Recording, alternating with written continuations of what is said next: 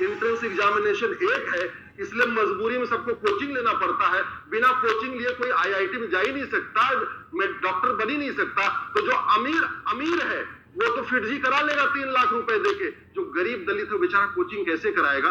तो इसलिए आवश्यक है कि भारत में यूनिफॉर्म एजुकेशन सिस्टम हो। अब मैं आता हूं, बस 2 मिनट और लूंगा। अगर वास्तव में हमें सबका, मैं समाप्त कर रहा हूं, हमें सबका कल्याण करना है तो हमें भारत में जुडिशियल सिस्टम को ठीक करना पड़ेगा।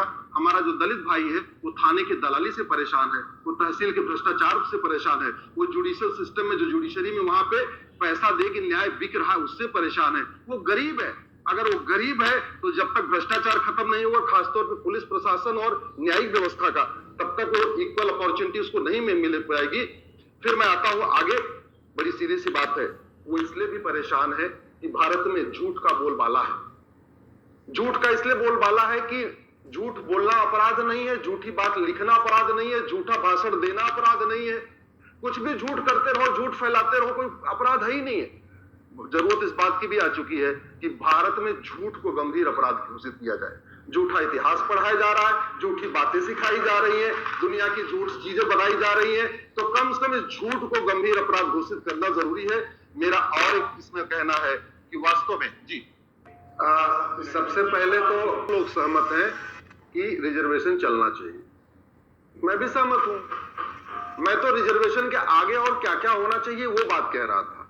मेरा यह मानना है कि जो सांसद बन गया, विधायक बन गया, मंत्री बन गया, गवर्नर बन गया, राष्ट्रपति बन गया, उपराष्ट्रपति बन गया, 5 बार सांसद हो गया, उसके बच्चे को रिजर्वेशन मिलना चाहिए, या जिस राम कुमार, श्याम कुमार, अशोक कुमार, महेश कुमार को कभी नहीं मिला, पहले उसको बच्चे को मिलना चाहिए। यह विषय आप लोग तय करिए, मेरी अपनी इसमें कोई ओपिनियन नहीं है, ये आप लोग तय कर लीजिए। लेकिन जानते हैं किसकी है? दलित बच्चों की होती है। और उसका एक केस मैं चल रहा हूं, मैं सुप्रीम कोर्ट में लड़ रहा हूं। एग्जाम्पल बता देता हूं, असम, बंगाल, बिहार, झारखंड के 70,000 बच्चे गायब हो गए, और वो बच्चे किसके थे? मजदूरों के, जो घर बनाते हैं, सड़क बनाते हैं। 70,000 बच्चे गायब हुए, और 70,000 बच्चे कहां मिले विवेक जी?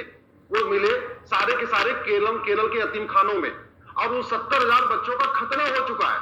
सीबीआई जांच चल रही है, और जब मामला सुप्रीम कोर्ट तक पहुंचा तो केरल सरकार उस सीबीआई जांच के खिलाफ सुप्रीम कोर्ट आई कि नहीं, इनका खतना भले हो गया है, लेकिन आप इस पे सीबीआई जांच मत करो। ये सिचुएशन है आपकी आज की डेट में। जो 10 लाख एकड़ जमीन जो वक्फ बोर्ड ने कब्जा किया है, किसकी है? उसमें से मैक्सिमम जमीन हमारे दलित भाइयों की है। उनका खेत है, उनका खलिहान है, उनके बगल की उसर जमीन है, उनके बगल की बंजर जमीन है, उनके बगल में जो उनकी शादी विवाह के लिए जो जनवास रोकने के लिए स्थान था, वो स्थान पे कब्जा हुआ है। तो उनकी शादी विवाह के लिए जो जनवास रोकने के लिए स्थान था, वो स्थान पे कब्जा हुआ है।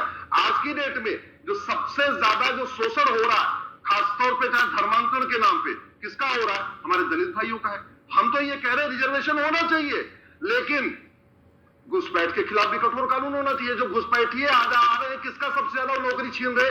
हमारे दलित भाइयों का छीन रहे, तो घुसपैठ के खिलाफ भी कठोर कानून होना चाहिए, धर्मांतरण के खिलाफ भी कठोर कानून होना चाहिए, अवैध निर्माण के खिलाफ भी कठोर कानून होना चाहिए। सबसे बड़ी बात नहीं, अरे एकड़ जमीन में से 6 लाख एकड़ जमीन दलितों की जमीन है जिन्होंने कब्जा किया हुआ है।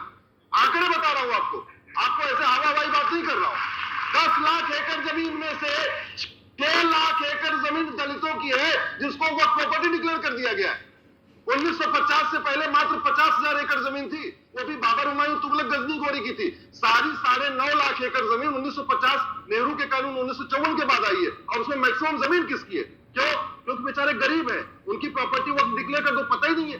छबुआ में पूरा का पूरा गांव डिक्लेयर कर दिया वक्फ प्रॉपर्टी। छबुआ का आदिवासी जिसने अपनी लोकल कोर्ट नहीं देखी है, जिसने अपनी लोकल तहसील नहीं देखी है, उसको वक्फ बोर्ड नोटिस भेज के कह रहा है भोपाल में आओ, अपना जवाब दो। छबुआ से भोपाल 700 किलोमीटर दूर पड़ता है। वो आदिवासी कहां पहुंचेगा? भोपाल। कैसे पहुंचेगा भोपाल? और उसको धमकी क्या दे रहे हैं? उसको धमकी ये दे रहे हैं, अगर तुम्हें अपनी जमीन बचाना है तो कन्वर्ट हो जाओ। ये हो रहा है।